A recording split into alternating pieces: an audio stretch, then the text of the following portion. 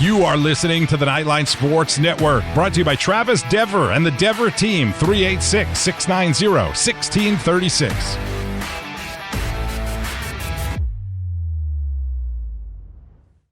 Welcome to episode 2 of the American Formula One Driver podcast with me, your host, Sam Albuquerque.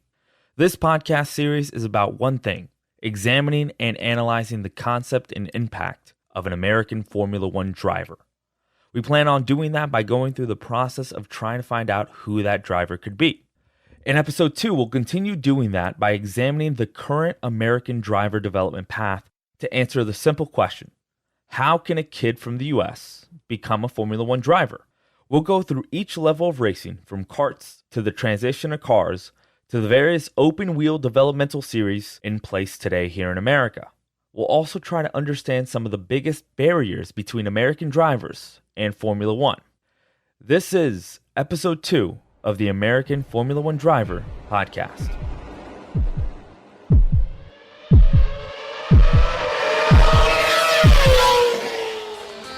And Cross is stopping, and Senna crosses the line before he gets there. Lewis Hamilton wins the British Grand Prix. A fantastic performance. Into the first turn we go. Is this the lead now for Rosberg? Hamilton. Grid is clear. The lights go. And Senna sprints away. Step 1 of most, if not all, racing careers is karts. From Ayrton Senna to Lewis Hamilton, drivers cut their teeth at this level before taking the next step in their racing journeys.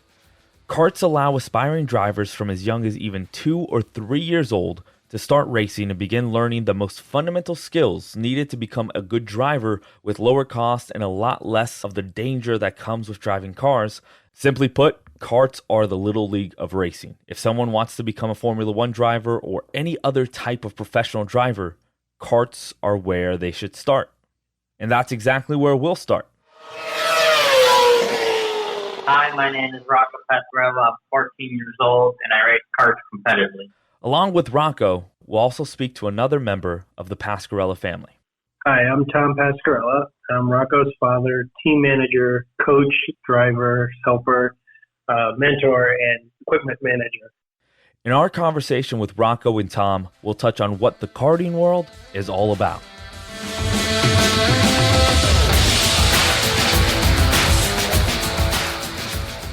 So, Tom, as Rocco's dad, can you walk me through Rocco's initial relationship with racing as a very young kid? Because I would imagine Rocco probably doesn't remember that. But what was that relationship for Rocco like with racing, starting from the very beginning? Rocco is an exception to the rule. His first words was car. He spent hours studying cars, looking at cars as a kid. So he's had a love of cars from the beginning. That's where we kind of gave him that opportunity when he was younger to say, okay, do you want to drive a go-kart or do you want to drive a quarter-scale drag car? We gave him the choice to say, okay, what do you want to do? And he chose, obviously, go-karting over the dragster, which, again, we would have followed either direction for him. But his talent definitely arose from the karting side, so that's why we went that route. What's it like for you as a father to share this love for racing so directly with your son? What is that experience like for you? Oh, it's definitely a proud moment when he gets up there, but racing is really a learned skill. And to watch him mature as a student over the years and become better at it, it's really a proud moment to watch him drive through there and drive accordingly. Again, he's got a good reputation on the track as probably the most, or if not one of the best drivers on the track. So he won't wreck you. He's going to get by you. He's going to hit the proper lines. He's just fast and clean. And that's great to know when you're on the track that people walk up and say they enjoy watching him race. So that's really a proud moment when he does that. Yeah, I could imagine. But Tom, of all your roles and all the parts you get to play to support Rocco in his racing, what is your favorite part of this experience?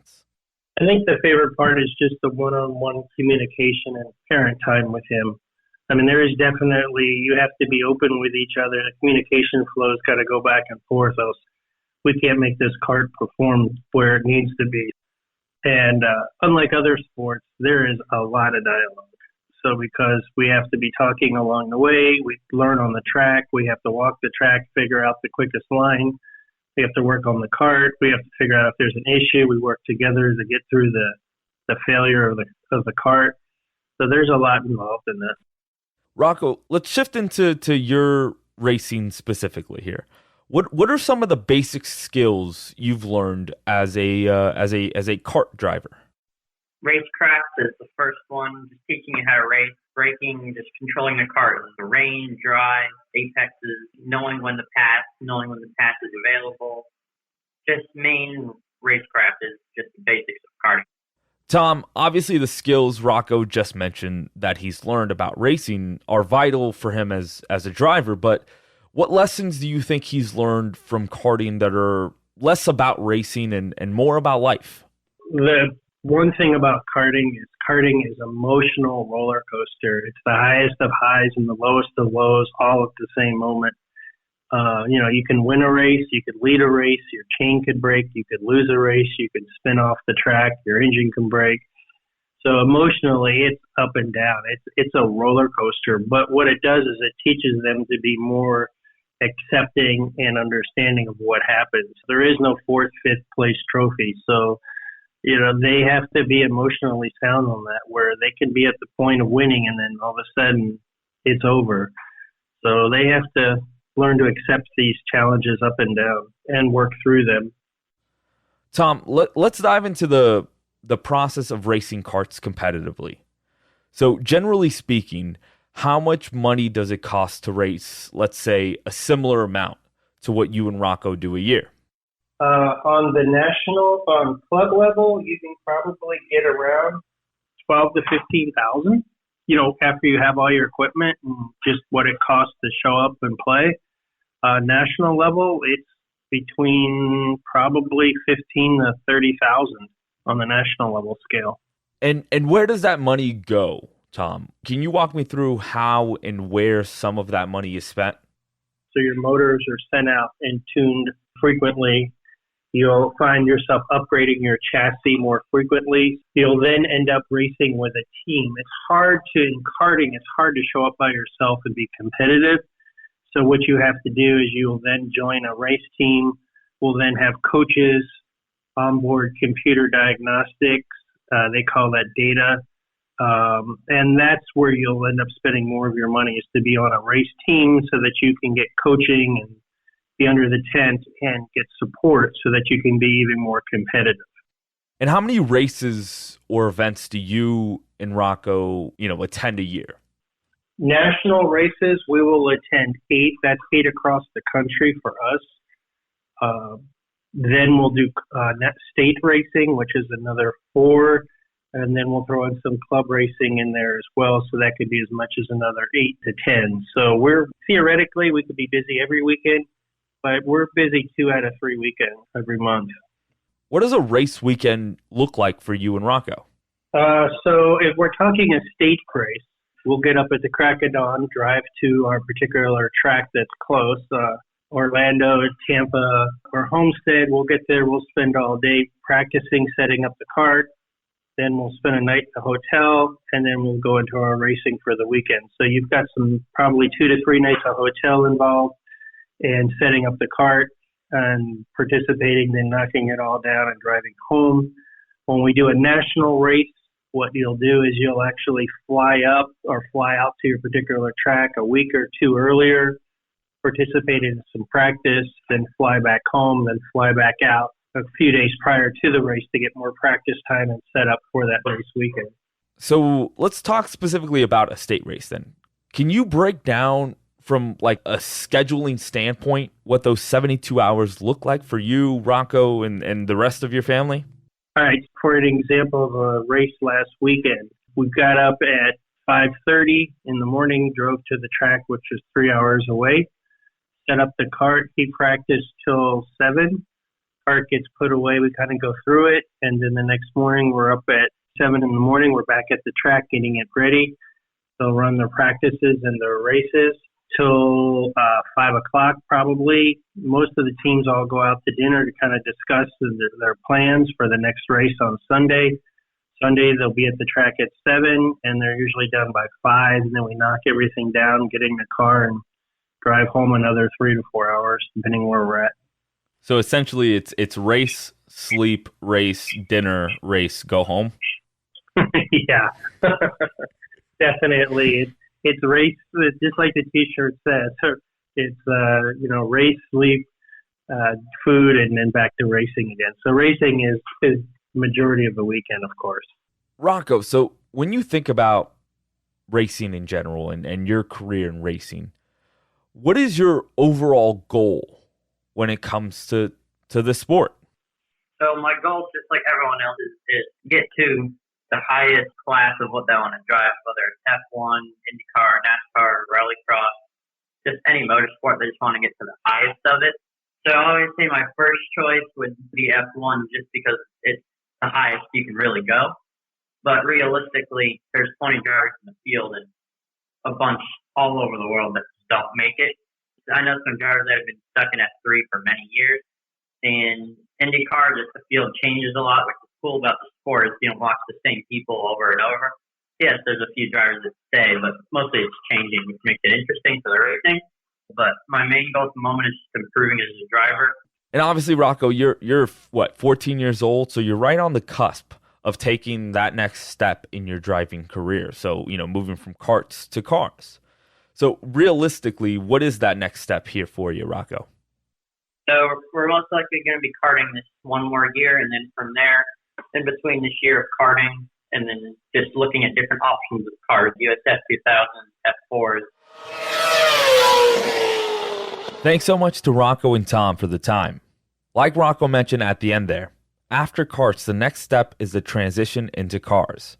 And here in the U.S., the Formula 4 United States Championship, or the USF 2000 series, are a natural next step for drivers to take. So that's where we'll go next.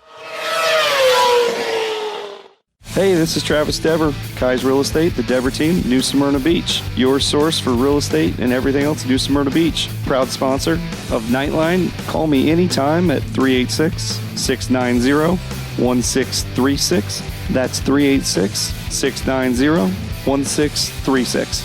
Let me show you my hometown, New Smyrna Beach, UCF's favorite beach. Go Knights and charge on.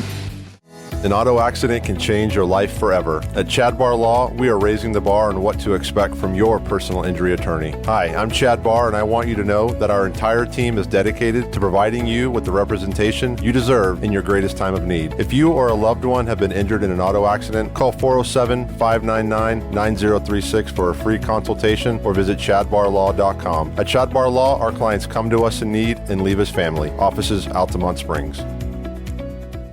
Looking for more out of your Porsche? Look no further than Flat6Motorsports.com. They have the widest selection of aftermarket Porsche parts anywhere in the world. With over 85 product lines and in-depth expertise, Flat6Motorsports.com is your one-stop shop for any Porsche performance needs. Whether you're shopping for intakes, exhausts, suspension, or tuning, they have you covered. Flat6Motorsports.com is the premier Porsche aftermarket specialist. Check them out at Flat6Motorsports.com.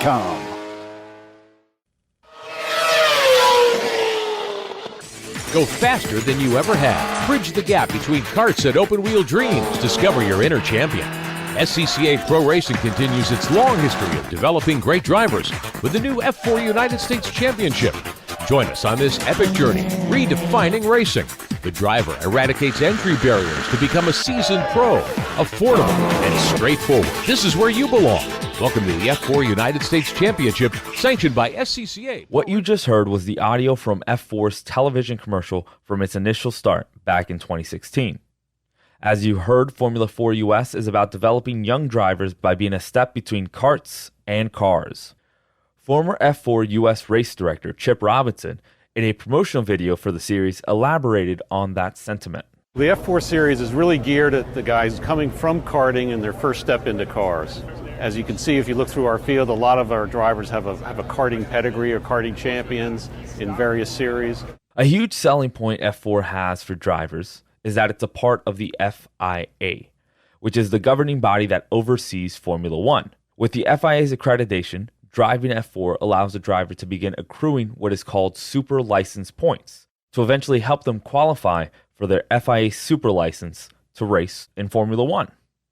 But what about the costs? Based on our conversation with Tom Pasqurella, karts already cost an arm and a leg. So what does that next step look like financially for these aspiring drivers and their families? The short answer, significantly more.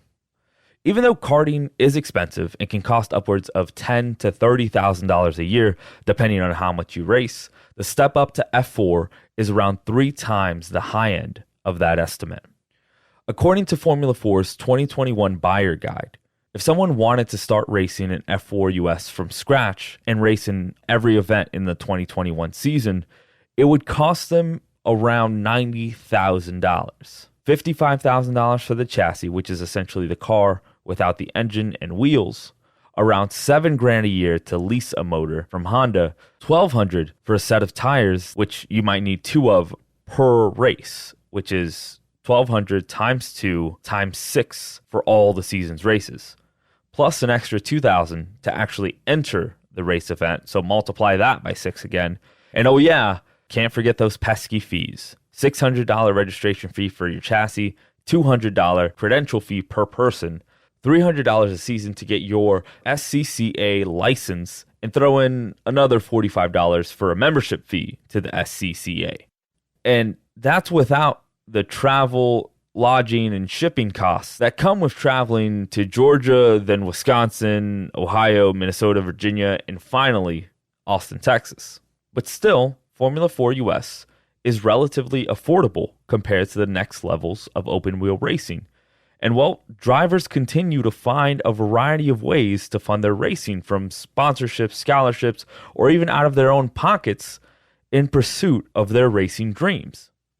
And if you win F4, it makes that continued pursuit a bit easier with their scholarship program that pays a majority of the cost involved in the next level of the FIA racing ladder, Formula Regional Americas. But if you don't win and want to keep progressing up the ladder, costs again increase. The chassis almost doubles in cost to a bit over $100,000. The engine, well, you can't lease it anymore, you have to buy it now for $33,000. Tires cost $100 more per set, and each event costs $500 more than the F4 ones, which totals to around $30,000 if you use 2 sets of tires at all 6 races during the season. But hey, at least those pesky fees don't increase in price, right? Wrong. Your SCCA license now costs you $500 instead of $300 a season.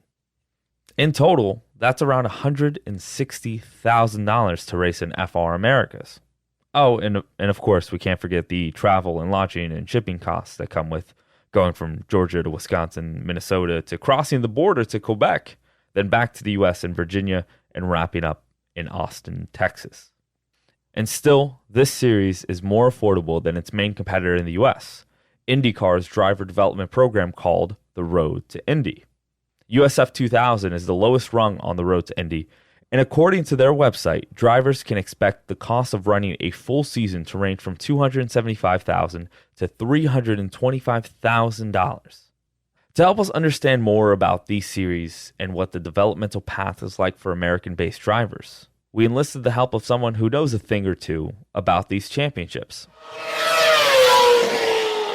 Hi, my name is Dakota Dickerson. I am the 2018 F4 U.S. champion, the 2019 F3 Americas champion. I currently race in GT World Challenge America for Honda Racing Development.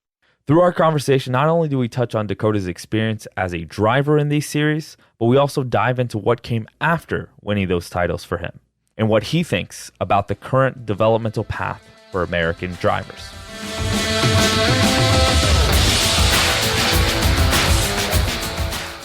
Dakota, walk me through your developmental path from karts to F4 and FR, or I guess it was called F3 Americas when you won it, to what you're doing now, and really that whole experience of going through what is the American driver development path that exists for American-based drivers like you. Yeah, so kind of my background started in karting. I did go-karts at a pretty young age. I started when I was 6 and then transitioned into cars when I was 16. And then that's where I'd say for your specific topic is probably where I got a late start in terms of car racing, especially given the F1 ladder nowadays. But transitioned into cars when I was 16 through Skip Barber, which is a racing school. So they provided a racing school for people with very little experience in cars or transitioning out of go-karts, and then provided a scholarship to go race cars. And that's where kind of like I got my start in racing was through Skip Barber and winning their Karts to Cars scholarship, and then their basically was called I think it was the Mazda Shootout, which was basically a $200,000 scholarship to do USF 2000. And then that same year did a little bit of work with the Team USA scholarship, where we went over to England and raced at Silverstone and Brands Hatch and things like that. So that was kind of like my early days in car racing, transitioning from go-karts into like the junior formula side with the 1600s and USF 2000. And then after we did a year of USF 2000 is when we transitioned over into the F4, F3 side. And the biggest reason for that was a lot of it came down to the economics of racing. It was a lot more affordable to do F4, given the grid sizes and kind of the platform that they had there was newer to the series, and it was also very cost effective as per mandated by the FIA. So did a year and a half of F4, ended up winning that championship, which got us a scholarship to move up into F3, and then won that championship, which got us a scholarship into doing a year of LMP3 in IMSA, and that was in 2020. So a lot of like my progression through the early stages of my career up to where I am now has been very channeled through scholarships and paths of funding to stay in a seat. And it's been very fortunate to, lead me to where I am now with doing the IMSA stuff full time, and then being part of Honda Racing's junior factory program. So a lot of those little steps led to where we are now, but it was also a really great experience to be able to do that F4, F3 stuff, because for a lot of the young kids that are coming up through the ranks, a lot of them are 14, 15, 16 years old in F4. It provides a really great opportunity for them at a very cost-effective range to get their feet wet and get a lot of experience. But then also, ultimately, the biggest thing for those guys is getting those FIA super license points, which is probably the most critical part for a lot of those young drivers that are looking to move their way up into Formula One. And until really F4 and F3 showed up on the scene here in the States, there really wasn't another series where you could get a lot of FIA super license points really in North America. Mexico had a championship, but they weren't awarded very many super license points. And then when F4 U.S. came out and the F3 Americas, or FR Americas now, the super license points awarded for those series were huge for a lot of people that wanted to take this, the early steps in setting a foundation for themselves here in the States, and then winning enough super license points to jump over to Europe and then maybe do like the FIA F3 or F2 championship and stuff like that. So that was really big for me. But the biggest hurdle for me was obviously by the time I was doing F3 and we won that championship, I was 22 years old. So it was a bit hard, especially given my age, to be in F3 at 22 and then try and still jump overseas and do F1. Me as a non-racing person, like getting into racing when I'm 27, as opposed to, as you were mentioning, growing up with it, my perception of youth sports was always like, you win the championships, you go up in league, and if you keep winning, you keep going. And obviously motorsports is a bit different with all the money implication, the political sides of it, and all this stuff. And I guess this is a really long-winded way to just ask, what do you think of the American driver development system in place today? Yeah, no, I think you hit the nail on the head, right? Like relative to other sports, the biggest barrier that motorsports has is the financial side. And so it's kind of twofold. Here in the States, what's very good is I think relative to really anywhere else in the world, they have probably the best scholarship funding systems for young drivers moving up through the ranks, whether that's through the Road to Indy or the F4, F3 side, or even on some of the sports car side. So the U.S. still provides, I would say, a very good funding option for drivers here in the States. What that doesn't translate into, unfortunately, up until this year for F3 was getting overseas to continue your path to the road to F1. With F3, the year I won it, it was a scholarship to do IMSA Prototype Challenge. This previous year, 2020, it was a scholarship to do Indy Lights to then move into IndyCar. This year, it's a bit different. It's a scholarship from F4 Americas to go do Super Formula in Japan, which is obviously a huge breeding ground for, I would say, the majority of F1 drivers. Those cars are basically as fast as an Indy car, just a touch slower than an F2 car at some places, and has huge super license points implications as well. So they've definitely taken that step now to keep the funding going towards moving a driver towards their F1 goals. So that's definitely a huge value. I think where the U.S. side for preparing F1 drivers has been lacking relative to other countries is obviously the development side. When you look at championships like British F3 and what used to be GP3, which is now FIA F3, and even some of like the Euro Formula Open over in Europe, a lot of those areas are very, very focused on driver development, which is definitely going on here, but it's not, I would say, as much of a focal point or not as cutthroat as it is over in Europe. And that's where I think it's been hard to see drivers move from the States over into Europe. Until recent years, you have a lot of young drivers now that are working on driver development programs at the age of 12, 13, 14. So that way when they step in the car for an F4 season in their first year at the age of 15, they're ready to go and they're winning championships at 15, 16, and then hopefully getting that F2 ride at 17. So that just takes time, and a lot of it is kind of like a conceptual change for the motorsports market here in the States, but it's definitely evolving in that format. And I think you'll see a lot more young drivers coming out of the States that are prepared better for the kind of competitive cutthroat nature of racing over in Europe.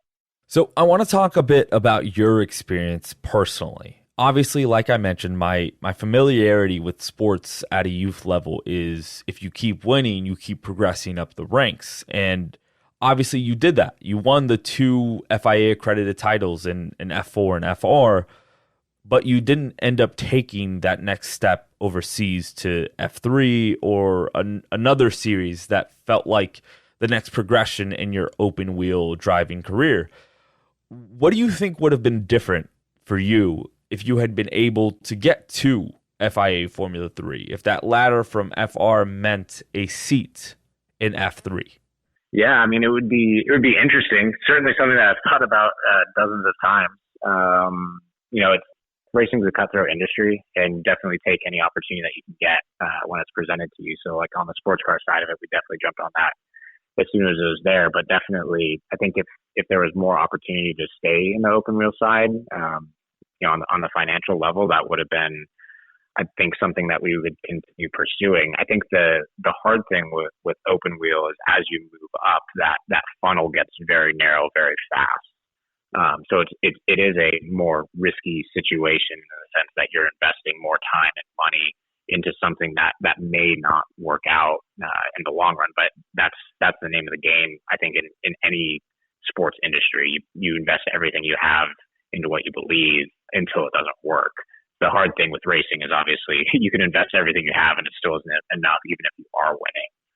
And so, I think if there was a scholarship to stay in open wheel, whether that was Indy Lights or Super Formula stuff or FIA F3, we definitely would have tried to maximize that opportunity. And the nice thing with racing too is with the F4 championship and the F3 championship, we had a total of 40 super license points by the end of 2019, which is enough to actually get the super license. So if we could have done, let's say, like a year of FIA F3 and presented well there, then who knows what might have happened from there. One of the things that I've noticed as I've been going through this project and speaking with drivers and their families is the idea that a lot of American drivers just don't want to race in Formula One, or at least they tell me they don't want to, right? Why do you think that there's this difficulty for American drivers to aspire to Formula One? Is it because it's difficult and they just don't see a path? Or is it really because they just don't want to drive in Formula One, that IndyCar or NASCAR or even, IMSA is here in America? And I'm just trying to understand why, when I ask a young American driver what his dream is in racing, a lot of them end up saying they want to race in an Indianapolis 500 or IndyCar and don't really talk much about Formula One. Why do you think that is?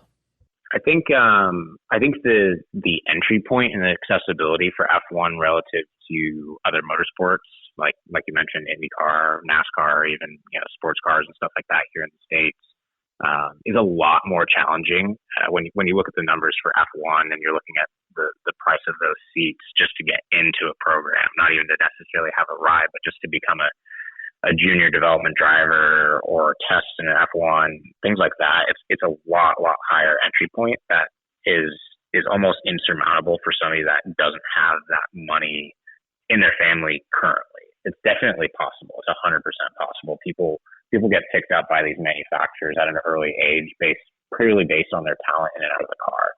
And so it's not that it's impossible at all, but when you look at the landscape of the sport in F1 right now, it's certainly a very, very competitive market. And so I think when people see that, it leads them to look at other options. And you look at the accessibility for getting into IndyCar with the scholarships that are currently here in the States. It's a lot easier to wrap your head around, and it looks a lot more tempting in that sense. And then when you actually get into hopefully an IndyCar and F1 seat, I think what a lot of American drivers see too is, and one big thing for me was being home a lot. I personally really enjoy racing in front of the fans and the home crowd, and you look at the accessibility of the drivers in the IndyCar paddock relative to F1, and there's a lot more fan engagement, I would say, at least over the last few years. F1's gotten a lot better at that over the last couple of years, but the accessibility to drivers and the level of fan engagement that you have in an IndyCar race or a NASCAR race or an IMSA race or GT World Challenge is a lot higher than that of F1, and for good reason as well. Staying in the same sort of conversation, but speaking more generally about Formula One versus IndyCar, what do you think is the biggest difference here in America between IndyCar and Formula One? From your experience as a driver or as a fan, what is the difference between IndyCar and Formula One here in America? F1 definitely has a different landscape than that of IndyCar. I think I've been fortunate enough to race on the IndyCar weekends as a support series, and also on the F1 weekend at COTA as a support series, and definitely that's a different experience than being the premier event. But it's certainly a lot different. It's, I would say, a lot more prestigious running at an F1 event. Just the amount of people coming from a variety of different backgrounds coming to the event is very cool to see. But the nice thing about the IndyCar weekends as well is that you do get to engage with the fans. It seems a lot more of a communal type of effort to have the fans be a part of the team, be a part of the environment, rather than just spectating a venue. And to me, like when I look at other sports, whether that's baseball, football, soccer, whatever it is, the fans feeling connected to the people that are performing is super critical to the life of the sport that's competing. And F1's done a fantastic job just because of how much of a spectacle the cars and the racing are. But I think where F1 and NASCAR are doing it right is making the fans feel more engaged with the drivers and the teams. And for me, I really enjoy that. And that's why the sports car side of it's been really cool too, just with the transfer of the actual, vehicles themselves going into street markets and stuff like that. The commercial side of it's been really fun to see how that transfers over from the fan to the driver. Dakota, thanks so much for all the insight. I got a couple more questions here before we let you go. Let's shift back to talking about you. I really want to know, what is next in your career? What's the next step for you in your racing journey? Obviously, huge success in the youth ranks. You transitioned to IMSA, sports car, endurance racing, that entire world. What is your next step? Is it to continue down that path? Are you looking to get back to the open wheel racing scene, whether IndyCar or otherwise? What does that next step for you look like? I think so for us right now, so there's kind of two different programs. We have the prototype side, which is more on the IMSA program. That's through Prototype Challenge and LMP3. And then we have the GT World Challenge America, which is on the GT3 side with Acura. So we kind of have two concurrent programs. With the GT side, there's really, we could continue basically pursuing that and trying to win, obviously, races and championships and kind of establish ourselves as the top team there.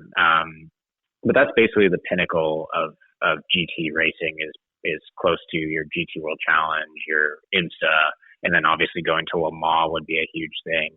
So continuing to establish ourselves there and hopefully get some wins and championships along the way would be our goal there. And then on the prototype side, we still have, bigger, faster cars that we can get into with the LMP2 car that races overseas in the WEC series. And then also Le Mans there. And then obviously currently with the prototype side, we have LMDH, which is the new global platform that's coming out in 2023 that's essentially replacing LMP1 for Europe and then DPI for here in the States. So hopefully with a manufacturer like Acura that has programs both on the prototype side and the GT side, if we could be picked up as a factory driver and run either in their GT program or the prototype program, that would be the ultimate goal there. And then to ultimately get back into open wheel would be awesome. I think you see a lot of crossover now between drivers. If you look at like an Elio Castroneves, for example, a super well-established driver that won races and championships in IndyCar, went back over to sports cars to run for Penske in the DPI program. Now he's looking at coming back over into IndyCar with Meyer Shank. So there's a lot of crossover going on nowadays between the sports cars and the open wheel side. So if we could hopefully use our junior Formula background to establish ourselves as somebody that could race up in the higher levels of open wheel and then also utilize our experience in sports cars to have a little bit of crossover, that would be ideal. All right, Dakota, last question here for you. Just looking at the American driver landscape right now and where some drivers are and what the seats look like, just based on your perception, who do you think could be that next American driver in Formula One? I think there's a lot of good options. One driver that came up through our program at Velocity Racing. So when I'm not driving, I do a lot of driver coaching. And so we actually work for an F4 team here in the States, and their big thing is preparing drivers to get into F1. So one of the drivers that came through our program, Hunter Yini, he won the F4 championship last year. He's doing F3 this year. He's also doing Indy Pro, but he's also been doing a lot of testing over in Europe. Just recently did a British F3 race and finished on the podium there. I think he's definitely somebody that should be looked at and is currently getting looked at by a couple different teams. He's got the right pedigree. He's also just turned 16, so he's fitting the bill really well. There's a lot of young drivers that are trying to get into that market. We've got drivers in our program that I think are trying to fit that bill really well, but Hunter's done a nice job of performing on the track and then also preparing himself to race over in Europe competitively. If you haven't figured it out yet, I love Tijuana Flats. I would love them even if they weren't a partner with us on the Knightline Sports Network. They have all kinds of great Tex-Mex food, and it's fresh, by the way. Made to order burritos, tacos, enchiladas, chimichangas, quesadillas, bowls, nachos, and taco salads. And if you haven't tried the queso, you are completely missing out. It is the best queso that I've ever had in my life. Absolutely hands down. And the sauce bar that they have, everything from wild to mild in there. Absolutely awesome, awesome stuff. Not only do I love the food at Tijuana Flats, but I love the company, a UCF-born company. And they give back to the community with the Justin Queso Foundation. So head to your local Tijuana Flats. Tex-Mex for everyone.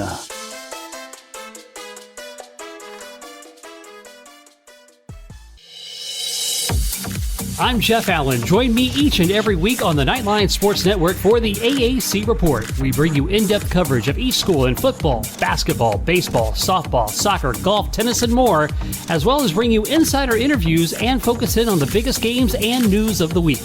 That's all right here each week on the AAC Report, only on the Knightline Sports Network.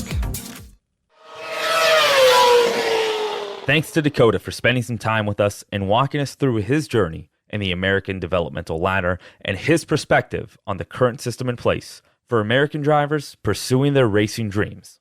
But that'll do it for episode 2 of the podcast. Episode 3 will be available shortly. And next time on the podcast, we'll dive into the next step of a driver's path to Formula One, the FIA Formula 3 and Formula 2 series. Along with examining that next step, we'll analyze the career paths of recent Formula One rookies and compare them to the paths current American drivers are on to answer the question, who could be the next American driver in Formula One? But until then, This has been episode 2 of the American Formula One Driver podcast. We'll talk to you soon.